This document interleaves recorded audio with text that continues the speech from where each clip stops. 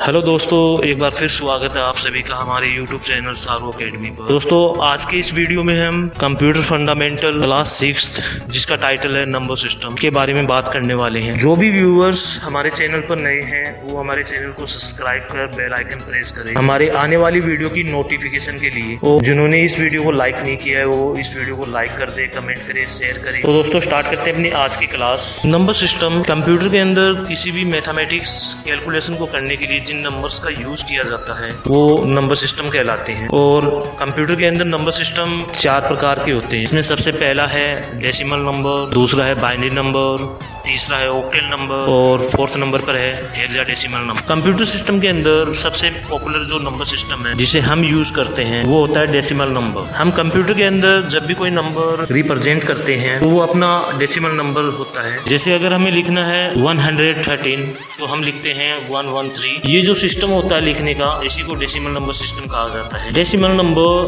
का आधार जो होता है वो होता है 10, अर्थात इसमें 0 से 9 तक के अंकों का यूज किया जाता है। इन्हीं 10 अंकों का प्रयोग करते हुए में हम अलग अलग संख्याओं का निर्माण करते हैं। डेसिमल नंबर को लिखने का जो तरीका होता है वो कुछ इस प्रकार है। अगर हमारे पास कोई भी ऑब्जेक्ट नहीं है तो हम उसे 0 से लिखते हैं। अगर एक ऑब्जेक्ट होता है तो उसको 1 से लिखते हैं। इसी प्रकार हम डेसिमल नंबर के अंदर संख्याओं को 2, 3, 4, 5, 6, 7, 8, 9 इन डिजिट्स के द्वारा डेसिमल नंबर्स को लिखा जाता है। अगर इसके आगे की संख्याओं को हमें डेसिमल नंबर के अंदर लिखना होता है तो 9 डिजिट के आगे एक 0 मानते हुए हम संख्या को आगे लिखना स्टार्ट करते हैं। जैसे 9 को मिनिमम संख्या में कन्वर्ट कर देंगे, जिसे 0, 9 की मिनिमम संख्या 0 और 9 के आगे एक 0 मानते हुए उसको मैक्सिमम संख्या में कन्वर्ट कर देंगे, जैसे 1। इसी प्रकार से आगे की संख्याओं को हम रिप्रेजेंट करते हैं। और जब हम 19 पर पहुंच जाते हैं तो हम दोबारा से क्या करते हैं कि 9 को मिनिमम संख्या में कन्वर्ट कर देते हैं और उससे आगे की संख्या को मैक्सिमम संख्या में कन्वर्ट कर देते हैं। जैसे 9 की मिनिमम संख्या 0, 1 की मैक्सिमम संख्या 2, तो 2 0 से उसको रिप्रेजेंट करते हैं। इसी प्रकार से संख्याओं को लिखते हुए हम 99 तक पहुंच जाते हैं। तो 99 का जो लास्ट 9 डिजिट है उसको हम मिनिमम कर देंगे 0 और उससे अगले 9 का जो डिजिट है उसको हम मैक्सिमम कर देंगे। अब हमने देखा था कि 9 को मैक्सिमम कन्वर्ट करके लिखते हैं 10, तो इसके आगे 9 को 10 में कन्वर्ट कर देंगे। तो इसी तरीके से हम डेसिमल नंबर्स को रिप्रेजेंट करते हैं। दूसरा नंबर होता है बाइनरी नंबर। बाइनरी नंबर का जो बेस होता है वो 2 होता है, जिसमें 0 और 1 इन 2 अंकों का यूज किया जाता है नंबर्स बनाने के लिए। तो बाइनरी नंबर्स के अंदर भी हम संख्याओं को जिस प्रकार से लिखते हैं कुछ इस प्रकार से लिखते हैं। अगर हमारे पास कोई भी ऑब्जेक्ट नहीं है तो हम उसे 0 से रिप्रेजेंट करते हैं। अगर हमारे पास एक ऑब्जेक्ट हो तो हम उसे 1 से रिप्रेजेंट करते हैं। अब आगे हमारे पास कोई और डिजिट नहीं है बाइनरी नंबर्स के अंदर, तो हमने डेसिमल नंबर्स को कन्वर्ट करने के लिए जो लॉजिक इस्तेमाल किया था उसी तरीके से हम इन नंबर्स को भी कन्वर्ट करेंगे। तो हमारे पास जो डिजिट है उसको मिनिमम कर देंगे और उसके आगे 0 मानते हुए उस 0 को मैक्सिमम में कन्वर्ट कर लेंगे। तो अगर हमारे पास 2 ऑब्जेक्ट हो तो बाइनरी नंबर्स के अंदर कुछ इस प्रकार से लिखा जाएगा 1 0। अगर हमारे पास 3 ऑब्जेक्ट हो तो हम उसे बाइनरी नंबर्स के अंदर 1 1 से लिखेंगे। 4 नंबर को बाइनरी नंबर के अंदर 1 0 0 से लिखा जाता है। इसी प्रकार से संख्याओं को बाइनरी नंबर्स के अंदर लिखते हुए आगे चलेंगे, जैसे 1 0 1 1 1 0 1 1 1 1 0 0 और 9 को 1 0 0 1 से रिप्रेजेंट करेंगे और 10 को 1 0 1 0 के साथ रिप्रेजेंट करेंगे। तो इस तरीके से हम अलग अलग नंबर्स को बाइनरी नंबर्स में रिप्रेजेंट कर सकते हैं। आगे बात करते हैं तीसरे नंबर पर ऑक्टल नंबर। ऑक्टल नंबर का बेस 8 होता है और इसके अंदर 0 से 7 तक के अंकों का यूज किया जाता है संख्या बनाने के लिए। तो इन नंबर्स को भी हम डेसिमल नंबर के समान ही कन्वर्ट करेंगे, जैसे 0 1 2 3 4 5 6 7। अब ऑक्टल नंबर के अंदर 7 से ज्यादा डिजिट नहीं होती है तो 8 को हम इस प्रकार से लिखेंगे।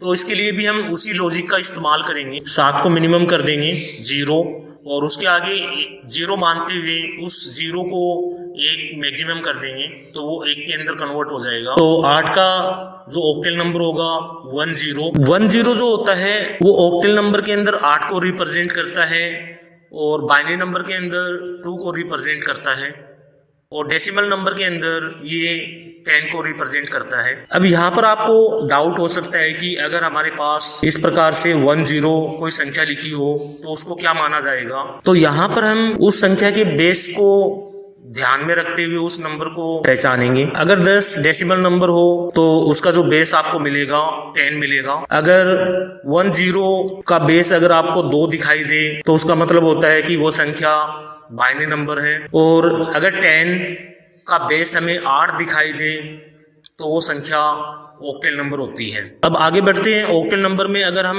9 को रिप्रेजेंट करेंगे तो उसे 11 से लिखा जाएगा। उसी लॉजिक का इस्तेमाल करते हुए 10 को 12 से लिखा जाएगा।